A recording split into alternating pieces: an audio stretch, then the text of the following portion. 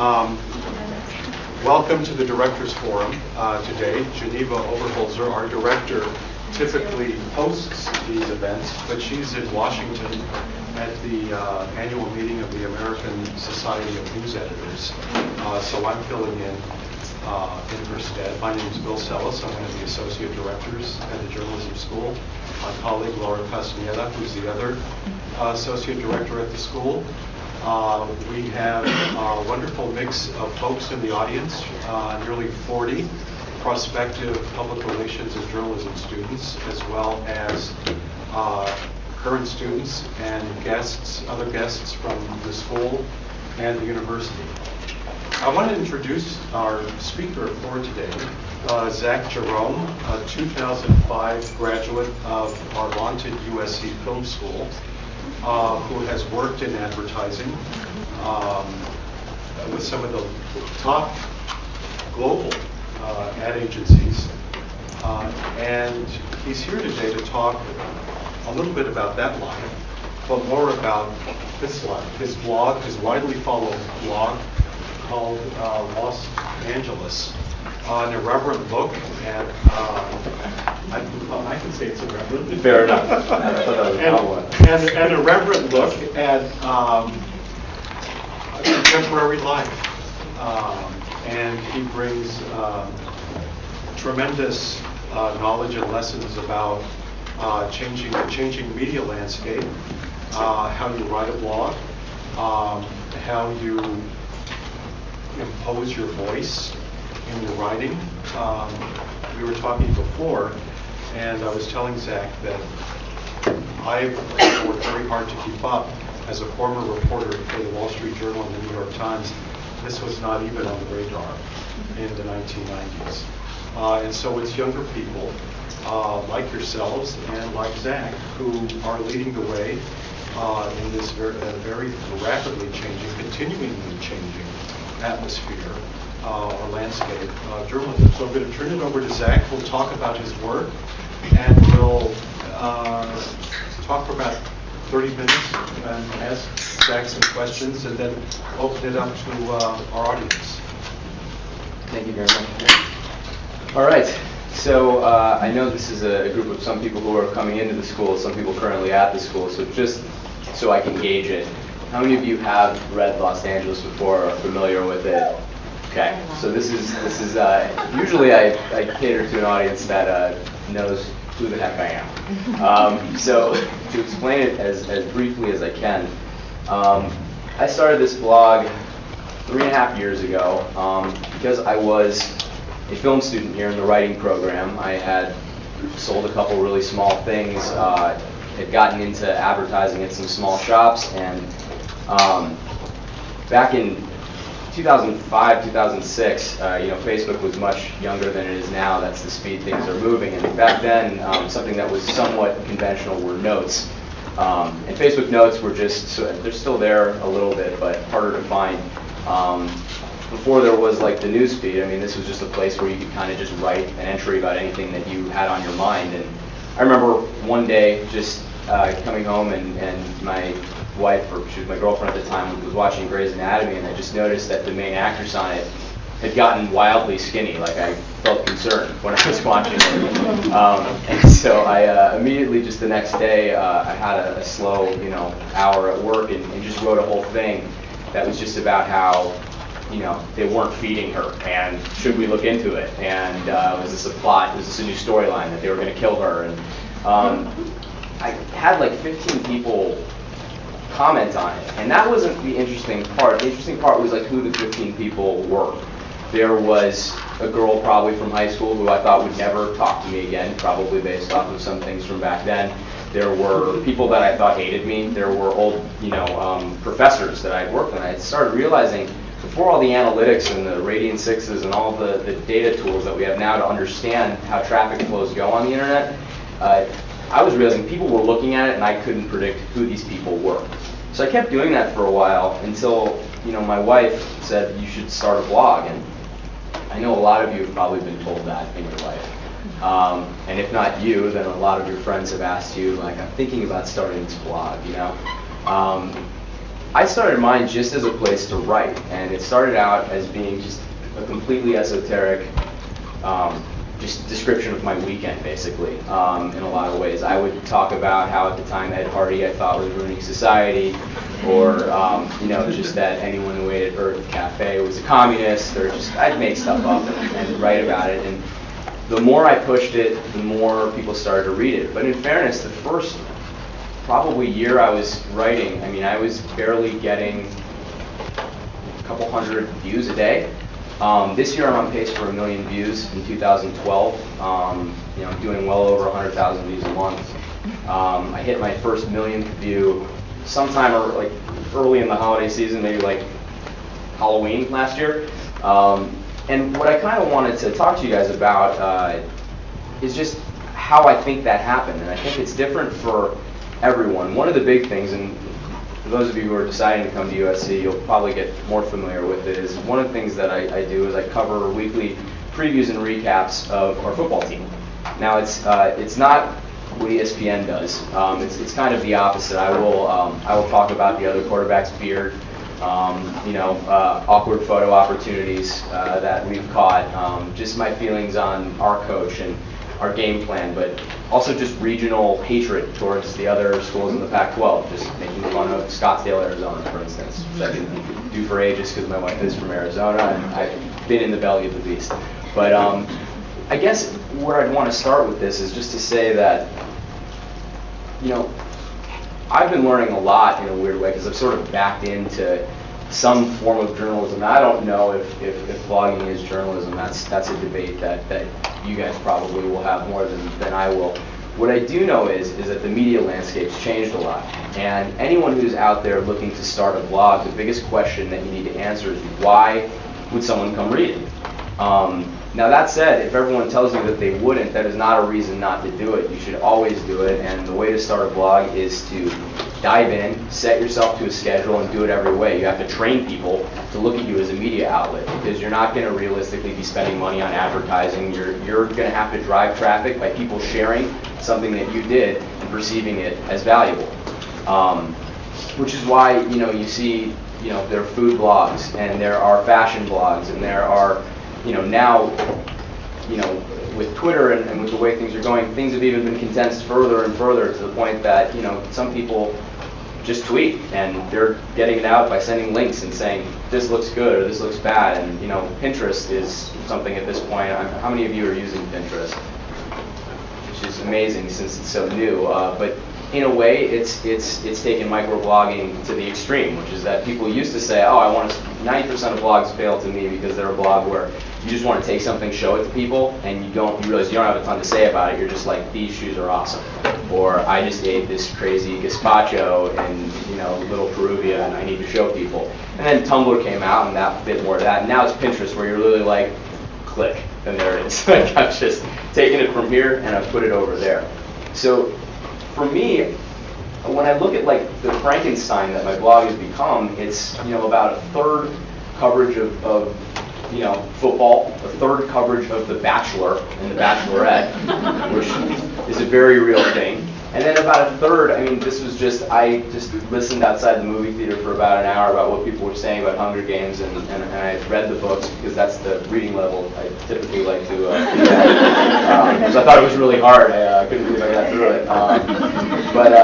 But then I just, I pulled out and I wrote, I did what I wish I could have done in film school, which is just, write a critique on a movie and swear the whole time and not be worried about being graded. So I guess the point is that the blogs can often become what they're supposed to become. It's great to have a leaping off point to say that I would like to make this about politics, but your audience is going to drive what it is. Now, this is assuming you have the dedication to continue to do it every day. Now, I don't, March 26th was not yesterday, and so I haven't posted in a couple of days, but like a lot of my screenwriting teachers here would say, you need to learn the rules before you can break them.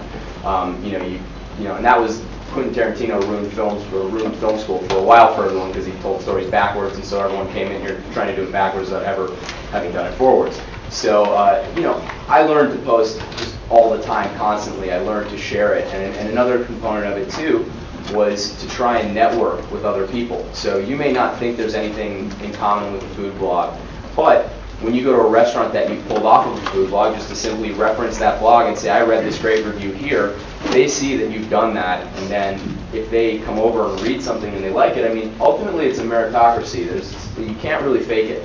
It's one of those things that people are going to like what you're doing or they're not, but it's not a finite thing. You're going to grow and change, and developing your voice is the most important thing.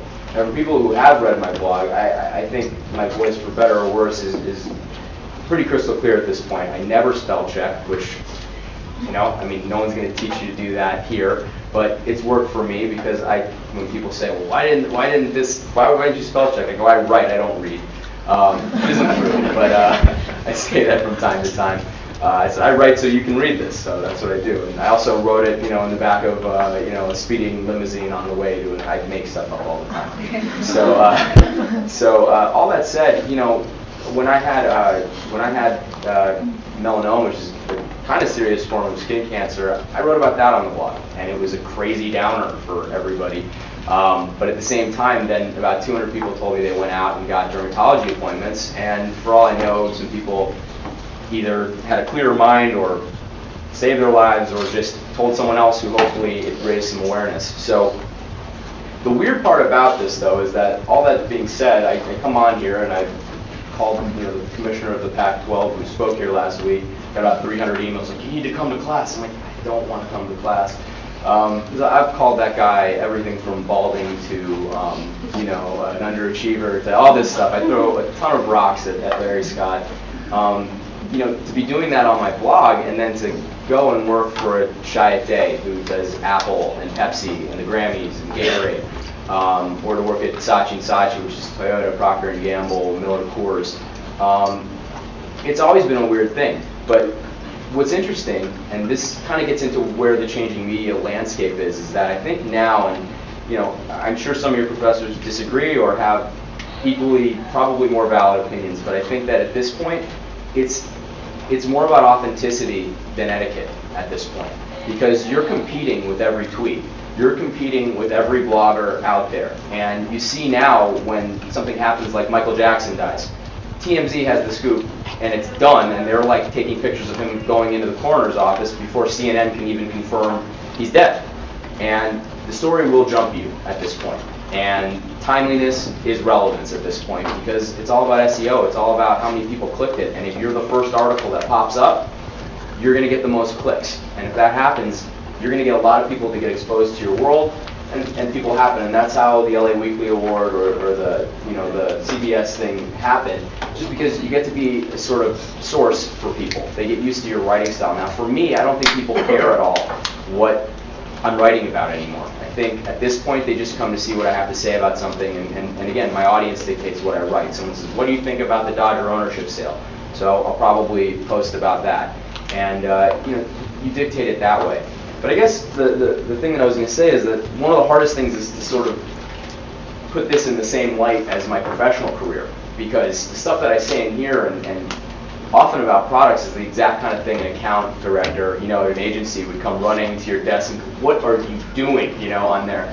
But interestingly enough, you know, I set kind of a ridiculous goal of trying to be a director by the time I was 30, which I achieved, I guess, 7 months ago. And I got a very slow start. And the literal catalyst for me in my career was the blog. And that was because it gave me insights into something that I never ever had before, which is where I had this crazy experience. I used to be an interactive producer, so Pepsi Refresh Project, if you guys remember that at all, would have given out money. I was a sort of a strategist, but mostly a producer on that, just helping get things done. Labs in New York, videotape what some people were doing. I'd be in the voiceover booth, whatever we had to do to make that come to fruition. You know, if I had on my blog at the time an advertising portal and a Coke ad had come up and one of the clients saw it, I mean, that's, how do you, that upset them. I mean, you guys watch Mad Men, as much as it's over the top, it's also, a lot of it's true. Clients get angry. Now I work on the client side, and we're angry all the time. Everyone's angry. So I'm angry right now about something I'm not going to bring up.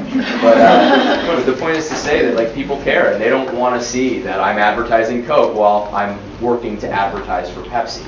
So one of the weird things that happened was, at work, suddenly we'd be starting to say, how do we get some more of these organic views? How do we start driving traffic that's not, because we read something about banner ads that said literally you were more statistically likely to get hit by lightning than to click one.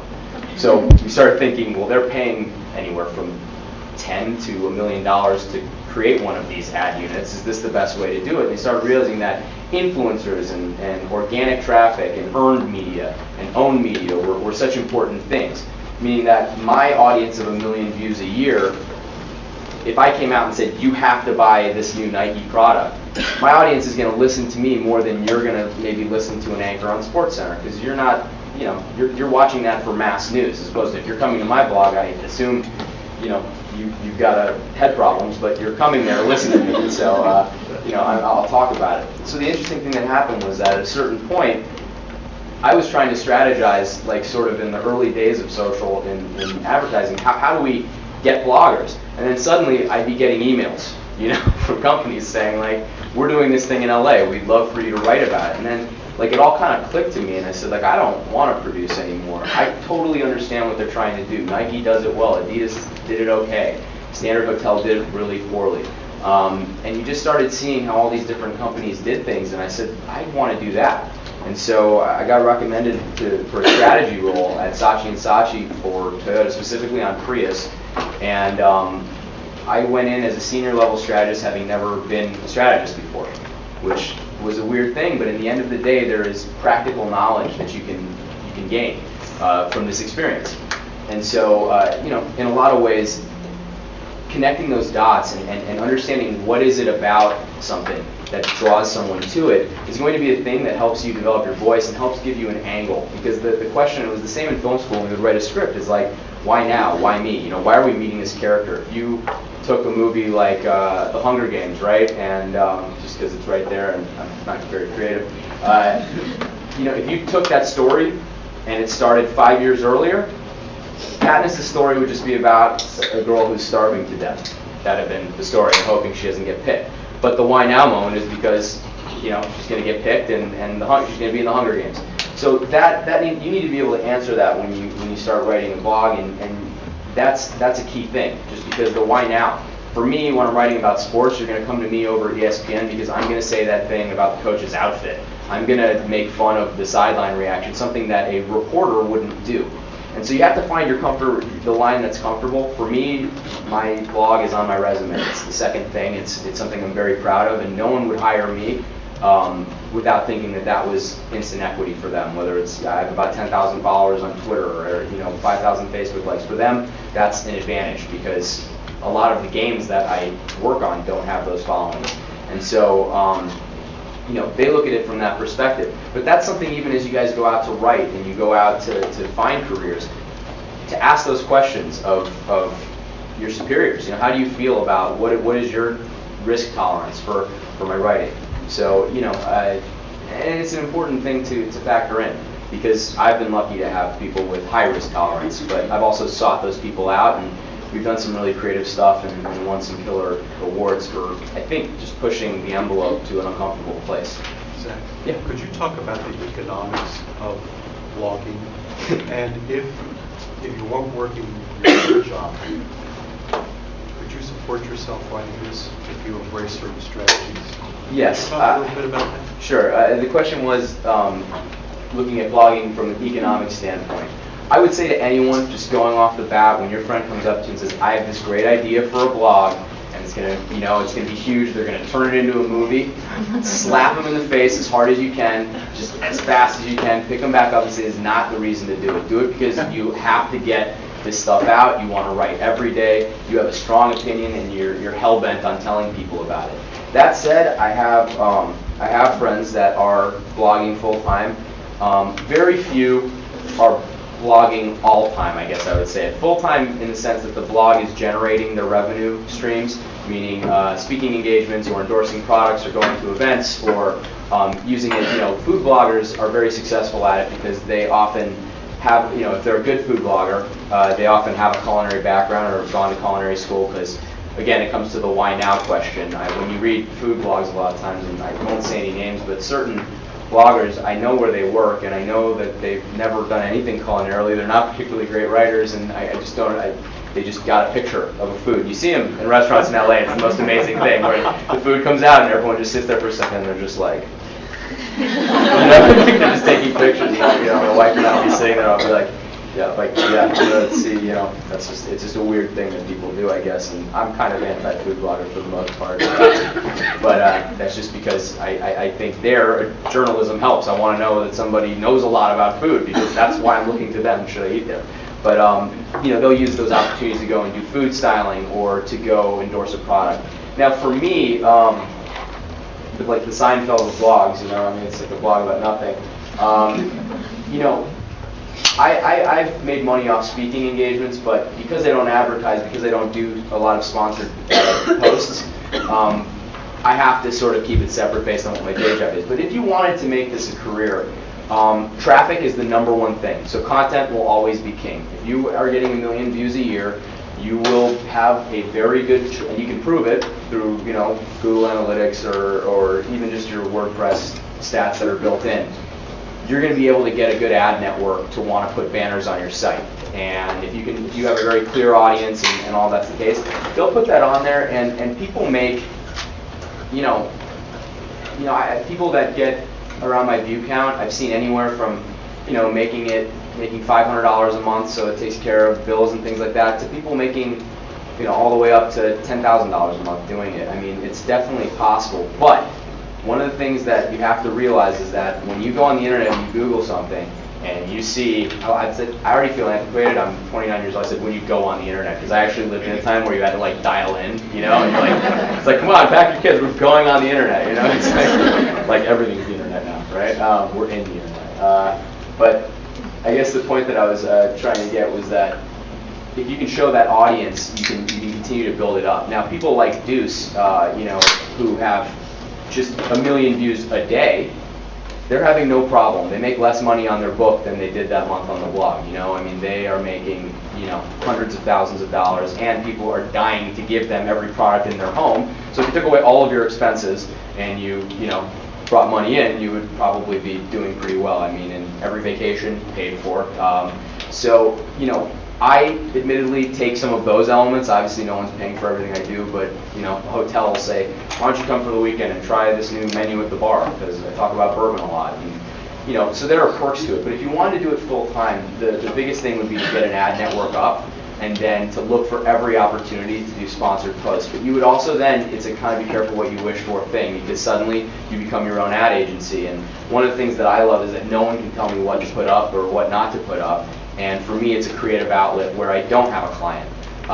Whereas in my day job, I am a client, and I've certainly been the advertiser.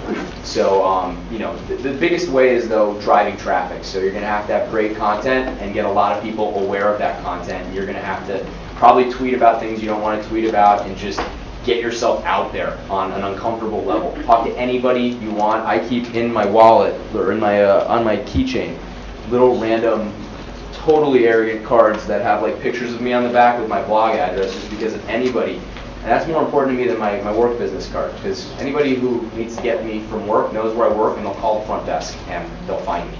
But if you are talking to someone and they're interested in what I was writing, or if they just even were laughing a lot at the general crap I was saying, you probably enjoy the general crap I'm writing about. So, boom, here you go, and they hopefully remember. And in a world where social is something that fans quickly, where your reach and virality, and if you look at on Facebook fan pages now, people talking about this, you're seeing the emphasis is on greater engagement and what are people doing with your content. So if I write something good, it's really easy to tell, because it's like, oh, 800 people shared this. And that, when you get to that point where 800 people share something, I've been walking through my office, and someone who doesn't know me or that I work there is reading my blog and being like, "This guy's really funny. He said something really mean about this girl," and I'm like, "Yeah, I did, and I'm not going to own up to it right here, but thank you for reading. I'll respond to the comment." And so the content's ultimately king, and then it's funneling that out and amplifying it and sticking bombs in your content and hoping it explodes further, and having a good ad partner, because just that's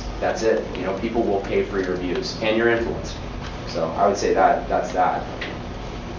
Oh, yeah, let's do it. I have a quick question. Sure. Can you talk about the difference between you being yourself versus the brand, like using your name or using Los Angeles? Do you kind of struggle back and forth with that? Yeah, I think so. it's become more of a struggle than it initially was, because I mean, the brand ultimately became what, you know, I was just putting myself out there, and that became the brand. But like anything else, you try and perfect the system, and like all of you will do, whether it's a pure journalism piece, you know, you're going to rewrite it, and you're going to get to a point where, you know, you put so many words down that you've figured out exactly how are you going to incite and turn on your audience in the best possible way. But that said, I talk about killing bears, I talk about bourbon, I have ridiculous ways of explaining really simple things on the blog. And you know, I've been a big believer in gonzo journalism, which was, you know, a tenet of Hunter S. Thompson. And I'm not advocating the drug use, but everyone laughs. It's like 3 people laughed. I was going to do that. We're not going to play this for my mom then. But the thing about gonzo journalism I like is that Hunter S. Thompson, when you look at Fear and Loathing in Las Vegas, or if you look at Fear and Loathing on the Campaign Trail, what he did so successfully was that he just made himself the story. He was like, I don't need to find an angle on this story. The angle is that I'm at this event, you know. And I remember reading about him at the Kentucky Derby. And I'm going to misquote this, but you know, it was his first meeting with Ralph Steadman, who's the famous artist who drew all of his things. And this poor British artist came off the plane and meets this guy who had been doing a copious amount of hallucinogens at the Kentucky Derby. And literally his post was not coverage of the event, and it was a sports piece. He wrote about what were they going to do with the horses, and he was convinced that these rich people were going to eat the horses, and how he had to liberate them. And it was the most fascinating piece on the Kentucky Derby I've ever read, and there was something in there. Like, you could read into it, and you understood that this was a commentary on wealth, and a commentary on people who buy big silly hats, and whiskey's not good enough for them, it needs to be in a mint julep, and I think we can all enjoy a great mint julep at the right time, but I'm just saying that it was such an interesting way. And when he covered sports, it was the same thing. It was sticking himself in the middle of it. When he would write about Nixon, it was about him being angry at Nixon. It was not about public perception. And so I've always done that, and I think it's no stranger that when I started writing about USC football, I've developed friendships with, you know, the athletic department, or Matt Barkley, or our punter, and certainly, certainly some of the students on campus as well. And when I started writing about The Bachelor, now the contestants who I've just called awful things follow me on Facebook, and then they're like, well, what do you think about this person who I hated even more than what you said about me? And so when you get in the middle of the story, that's where the brand part gets a little bit complicated, because I'm a much, much nicer person than some of my commentary on this blog. Anybody that I've ever picked on the blog, even Larry Scott, who I just disagree with so much about his sports decisions, if he was in the room right now, I'd shake his hand, and I mean, I would be a total gentleman with him, and then go home and write about what a jerk he was. But you know, I think there's that. But I think you have to be a little bit of a hyper you if it's warranted. And some people, it's more subtle. But for me, people, you know, you pick up on the quotes people would say. People would start to send back to you things about fighting bears. You know, if they had oh man, this weekend was hard, I was fighting bears the whole time. You start realizing I should drop that more, and I should incorporate that more into what my style is. But yeah, I think so. I've had the HR department say, like, do you drink at your office? Like, is that? I'm like, no, you can check all of my drawers if we need to do this. But you know, just because, you know, the way I write, it's like, oh, the show was so bad, I was half away through a bottle of something before I felt comfortable even admitting I'd watched it. And so, you know, it's just it's my vernacular. It's a hyper me. Anyone else have any questions or anything else? Just a quick follow-up. Do people know you as Zack or as Los Angeles? I think at this point a lot know me as Zack. Most people call me the bear fighter. Like, that's what I am. I know that sounds ridiculous. That quote's horrible. That could be taken so out of context. But no, most people call me that, like, or bear fighter. I get a lot of emails directed to that. But yeah, I think on Twitter, just because my handle is, you know, at @Lost_Angeles, I think there people do that a lot. But like anything, everyone who's seeking to use a medium like that is seeking to get a personal connection. And this is where advertisers and marketers and brands are really struggling, is because they're trying to figure out how do they act as a brand. And actually, I didn't think this was going to come up, and I don't even know how applicable it is, but I guarantee you this is the most killer thing you can put on any interview, anytime when you guys are out there interviewing for anything. The next phase for social media with advertising and marketing, and public relations on some level as well, is learning to behave as a brand, as a consumer. Because one of the things that's really uncomfortable is that Facebook, you don't go on there to talk to brands. just doesn't happen. You go on there to talk to your friends, to stalk people you used to know, to see who's getting thinner or getting fatter. I mean, that's what you go on Facebook for, to let people know that you saw a movie before them and could spoil it for them potentially, to tell them that you ate at a restaurant they can't afford. You go on Facebook to do all these things. It feels really weird when a guy in like a giant Coke can walks in the room like, hey, it'd go great with this stalking of your ex. It'd be a nice cold Coca-Cola. Everyone's just like, who let the police officer in the room? It has that deflating feeling. And so brands in the future are going to need to completely act as humans. And one of the brands that does that best is one of the things you get asked when you're a social media professional in every interview is, who's doing it well? You always get that, like, who do you think is doing it well? And my answer, until someone shows me one that's better for the point I'm trying to make, is Red Bull. And the reason that Red Bull does is that it's not hard to imagine that their demographic, which is very action sports, it's people who are completely willing to just be awake all the time. You know what I mean? Who just being awake and doing their job is just not hyper reality enough. And I've had my Red Bull days as well. But that's why they have all these action sports things they do. They spend money not in terms of being like, go out and buy Red Bull. Very rarely do you ever see that statement from Red Bull. They're like, we built a half pipe in Siberia, and we let Shaun White go out there, and we taught him to snowboard. We created a bunch of, we taught him how to do new tricks, and we got a bunch of content around it. It acts the way that if your friend won the Super Lotto last week and had $640 million and loved snowboarding and drinking Red Bull, he'd be like, dude, we're going up to Tahoe, we're going to build this ramp, and we're going to invite all these people and pay them $1 million and just throw this huge snowboarding party.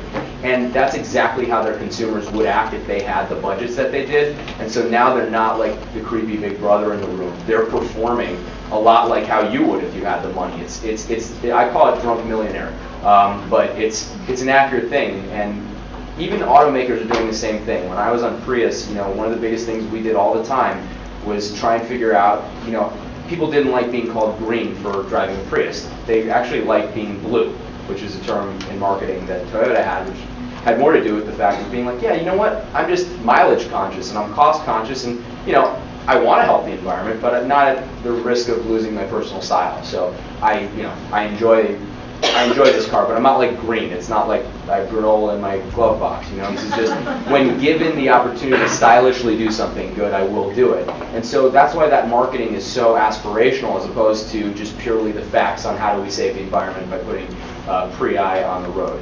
And it worked out very well. We won a Can Gold Lion for the Prius Goes Plural thing, where we just literally, because people didn't know at dealerships how to say what's more than one Prius, the actual answer was Prius. It's like they brought it and spent a lot of money on someone to answer that question. But everyone would say Prium or Prii and all that stuff. So we just did a contest during the Chicago Auto Show, spread it out really virally, and said, all right, what do you think it is? And it was Prii, and that's what we did. And it won a can. So that was a huge thing for me, and certainly helped me move on to other accounts and things like that. So, yeah. I'm curious of your perspective, not coming from a journalist background, Sure. how you feel about the ethics of sponsored posts and relationships with advertisers.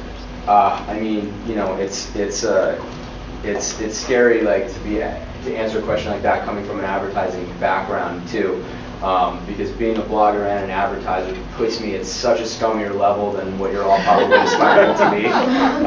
But that said, at some point, you're going to all need to use tactics that we're pioneering, just because the media landscape is changing. So you're going to use it in your own way. But you see with the LA Times putting up, their paywall now, which I don't know why they haven't figured out. Just clear your cookies and you just keep using it. Not that I'm trying to kill any newspapers, but I'm just saying that everyone's playing catch up to a point, and people won't pay for content if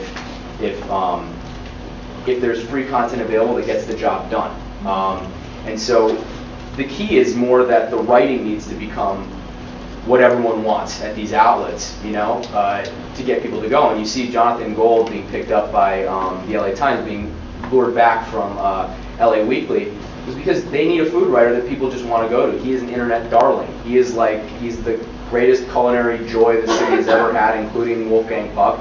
And the LA Times was wise there, because if you're going to make someone pay for content, it better be the best food writer. It better be the best. And so to answer your question more specifically, I am not a huge fan of sponsored posts. I think ethically it's bad, and it becomes this thing of the ones that I hate the most are where if the producers of Side Out, if they're even alive, you guys should definitely rent Airborne and Side Out if you haven't. It's going to ruin your life. But you'll see on blogs now, one of the sneakiest advertising, I get an ask every week for this. They're like $1,000 if you put every time the word betting shows up on your site, you will underline it and it's a link to our site. I think that is the scummiest stuff in the world, and if your goal is to be a writer, and as much as I don't know that that's my goal. My goal is just to be an influencer. But that said, I'm not trying to be an advertiser from this. So if I'm going to do something with a brand, I say work with me on it. So if Nike, they've called me in the past to do things certainly from their relationship here and my involvement with the school. I'll be like, invite me out to run this race, the Nike Human Race, and give me all of your clothes. Which you have to just ask for, well, why not, right?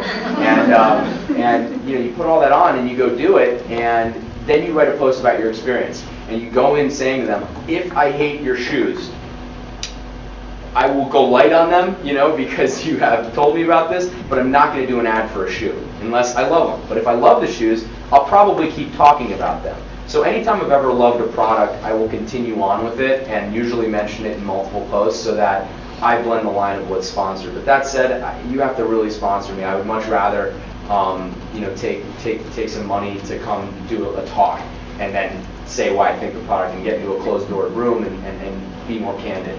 Ultimately, I'm there to entertain people and grow an audience so that I am on the pulse of what's going on. I had no idea Hunger Games existed, but I still managed to read all 3 books before the first movie came out because you're doing social listening. It's about putting something out there, listening to what people have happening, whether by a tool like a Radiant 6 or a Visible Technologies, or even just looking every morning like you do when you go on Facebook in your newsfeed, seeing what people are talking about, and that's how you do it. I mean, that's how the USC memes page is.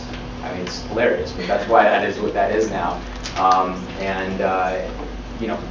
It sort of dictates itself. So I think the key is finding where your own comfort spot is. But that said, if to answer your question earlier about if you're trying to make money on a blog and you're trying to be a career, like you don't want to work for another publication, you just want this to be the cash cow, then that's the world you're going to need to play in because those are the people that will pay the rent.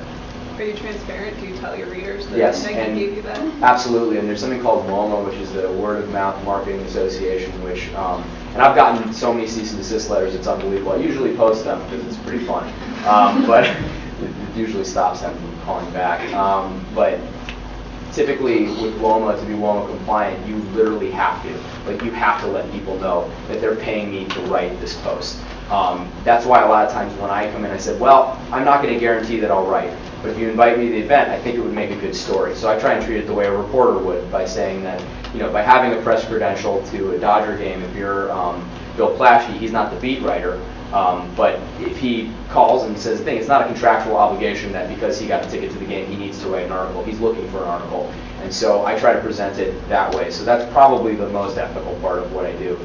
The rest is less because, I just reading that, this is the worst 2 paragraphs to have up there ever, just looking at it. So, but yeah, so I mean, that's how I would sort of describe that. But transparency is absolutely key because you just don't want to get sued. That's a very important question you just asked, and your explanation is also very important because it's one of it's ground zero, really, in a lot of ways of what journalism is, and the shifting sensibilities, and how far do you go to pay for content and support yourself, and it's a question that is, I think, still being shaken up. Absolutely, it's not decided. It's a fine line, and people blur it, and it's something that we'll all have to keep a really good eye on. But when in doubt, put it out there, and be honest about it. And you'll learn because you get cease and desist letters. It happens. If you're infringing on something, they do it, and everyone's cool if you just respond politely, even if you make fun of it. As long as you just don't infringe, it becomes that. So, going into the legal aspect Oh, of it, sure. As a solo practitioner, if you will, you don't have the backing of a newspaper that might have a legal department. No. So, you say you've had cease and desist letters. From the school, even. My alma mater. Do you take? Are there any precautions that you take? Just to to keep on the, on the safe side, that, that so that you don't lose your shirt in a lawsuit? Yeah, I mean, I think anyone can kind of sue anyone in the country these days, and I know that more from my advertising career than from my blogging career. But that said, yes, there are steps that now that I have an audience I take. I think it's not as big of a concern when you're starting out, but it's, I don't know if this was Lord of the Rings or Harry Potter, but like with great power comes great responsibility kind of thing. So maybe it was both, or it was Star Wars and they both stole it. But the point is just to say that the more people are viewing your content, that's like basically it's just, Hunger Games, the more times you're in the thing. And so, you're more likely to get sued. So the precautions that I tend to take are, one, I typically, I don't take money from anyone. Anytime, and that's the thing that a lot of bloggers get wrong. I don't even put ads on it because I consider that taking money, even though you can't really get sued for advertising it. It's just in bad form. The key really is that you have to know where, when you get to a level, if you're really going to rip something, know who the parent companies are, know who's perceiving it, and know where their pressure points are. But the biggest thing is just to understand what copyright infringement is and understand how your post is going to affect what you're posting about. And that's kind of the biggest thing, because I've never seen Nike get mad at anyone who admitted to liking Oregon's uniforms. I don't like them, they're really ugly, but the point is to say they do these brightly colored uniforms. You post their content, they're usually pretty okay with that because they want earned media and own media, and they have a team of hundreds of people sitting up there in Oregon going, how do we get more people to post about it? The problem becomes then if you start trading on it, and that's the line you need to start thinking about where that is. Now, by having no advertising, I can pretty safely say I'm not trading on it, even if there are ways that I do make money. But trading on it is the key thing. One of the cease and desist letters I got, for instance, was rows before rows, had to do with the Bachelor coverage I'm doing, but I always change out my header seasonally with what's going on. And at one point, I took Los Angeles Magazine's logo, and just being that I work in advertising, I had one of my buddies put the T in. Now, and it had a really ridiculous picture of me like this on the side, so it definitely didn't do anything. But I'm at my office one day, and like a guy comes in and literally serves me the papers in a meeting, and I'm just like, okay, and all my bosses were like, why don't you open it, So I read this thing, and it's from someone in Indiana being like that your blog is trading on Los Angeles Magazine's name. And so I called, my personal lawyer, and I just asked, I said, I'm not really trading on anything. I don't have any ads, and tell me what legally, if there's a definition of trading that I need to be aware of. And he's like, well, I would take it down. He goes, I don't think you should, but they might sue you. He says, but I don't think you should. I think you'd win your lawsuit, but it would be expensive to do it because it's parody, he felt clearly. So what I did is I took it down immediately, but then I took a picture of it and then wrote a post, posted their cease and desist letter, and apologized to all of their readers who might have confused, my blog and the mouse they were holding for a newspaper or a magazine that they might have picked up on a newsstand. I never heard from them again, and they actually called and asked me to write at one point. So, people forgive it if you go that direction, but it's just you don't want to take that check. The cease and desist I got from USC was a perfect example of getting in trouble, and I do shirts based off slogans that are on my own IP. Now, Matt Barkley is someone who I've become friends with, and I was thinking about doing, a shirt for his Heisman campaign last year as a promotional tool, because obviously I'm an influencer in that community for USC football, and I wanted people to be wearing shirts around campus to be doing that. And we turn no profit on these shirts because we, don't do thousands and thousands and thousands. We do a couple thousand a year. And we pay a really high premium of them because we custom do each one, so it's not a business. You know what I mean? It's more of a pain than anything else. But I got a letter from the school saying, "Hey, we heard you're about to do this, NCAA compliance. You can't use Matt's name on the shirt." And now Matt wouldn't have had a problem with me using it. He wouldn't have seen any money from it. And it was he was not even involved in the whole thing. This was me saying he's really great. So I learned that lesson because I never put USC's name in any of the stuff because that's a trademark. But I thought that I had previously thought that a player or a person would have had to come tell you to cease and desist, and I realized that no, there are compliance issues and things like that. So it's a lot of times if you have a big community, best to vet the idea first because I put it out there and I'm monitored very closely by the school, so I tend not to throw a lot of surprises out there, because ultimately I would never do anything to hurt USC. It's completely helped me be everything that I've become, and you know, I'm obviously still here trying to participate in every way. And so, you know, to answer the question as specifically as possible, I think the answer is best to vet it and make sure that in no way cash is being changed hands over something that you don't completely own. And even then, it's hard, because students started, before my blog was really popular, when it was just starting to pick up, people would take quotes from my blog and make t-shirts based off of it. And I found out how little I could do to stop them in that case. But then what I would do is I would just post about them doing it and say, if you see them on campus, you know, just tell them they're killing babies. You know, I would just say something awful like that. Every time you do that, a kitten dies. So, you know, I would do something along those lines. But yeah, make sure that no money is changing hands is the biggest thing. Actual money, you know. We have time for one more question. Did anyone? Judy, can I? Okay, sure. Yeah, I didn't know why you just looked away. I didn't want to. This is going to sound like a question from the Jurassic Age, but some of us have made our living being paid for commentary and editorials and columns. And I'm just wondering if you see this. I mean, I won't post anymore for the Huffington Post because I don't want to make Gary out any richer than. I mean, really, you know, I do this for a living.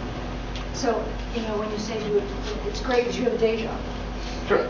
So, you know, I'm just wondering, in terms of journalists who are looking to be commentators and columnists, do you think that's a dying art? And be down to a few people from the New York Times, the Washington Post, and even NPR, where I used to be a commentator, has cut down on their morning edition commentaries so drastically. Only Frank Ford is on. Sure. So it's a real gate that's closed in terms of paid work, and yet if I post something on HuffPost, I put as much effort into that as I do for something I pay for. So I stopped doing it because it's not working on money. I don't know. Is that an old-fashioned point of view? No, it's actually the great battle of the time. I think it's the most pertinent question, and I would say that it's the opposite of Jurassic. I think it's bleeding edge. You know, good. No, I mean, no, you know, my father is the president of KCET, so, you know, former PBS Oh, station. you're Al Jerome's son? I am. From the time I was born. I worked for him. I hope you have good things to I say. know But you know, it's something that I talked with him about a lot as well, because this is not a journalistic problem specifically. This is old media, new media. In advertising, it was the print department, where one day the print department in Mass at Chiat, who used to, you know, I mean, do some of the great print campaigns of all time, came over to our side of the building, the digital kids, all of us in there, you know, reeking of cigarettes and, you know, drinking Red Bull and hoping someone will build a snowboard ramp, you know, and I'm just trying to bring it back. But the point was, they came over and they said, I don't want you to think of online banners anymore as banners. Print's going to do that. And so someone quietly just stood there because they wanted to take over that part of the business and stay relevant. And the answer that they got back was like, okay, so, you know, what proprietary ad platform are you going to need to use to do that? And they're just crickets. And they went back and just realized that they can't do that. Now, the difference is, though, is that print will always exist, because there is something material about a beautiful print piece. There is something about the movie poster. There is something about an art print. There is an aesthetic and an importance to that. And when I look at, specifically in the journalism sense, I mean, it's the same thing that's happening with YouTube content hurting television content. And, you know, I believe firmly that we're going to be going on to a pay your parent company system in time. And that's for all content, meaning that you're not going to pay Time Warner anymore. Their business model doesn't make sense. You're going to pay Disney, and you're going to get ESPN, you're going to get that, and you're going to pick every single option that you want, and ultimately they'll bleed you out. And if you look at what's happening with Spotify, I went and saw, you know, their CEO talk with the turntable guy at a social media event. They are training you to pay per view. And it seems like not bad right now because it is a penny, but it's not going to always be a penny.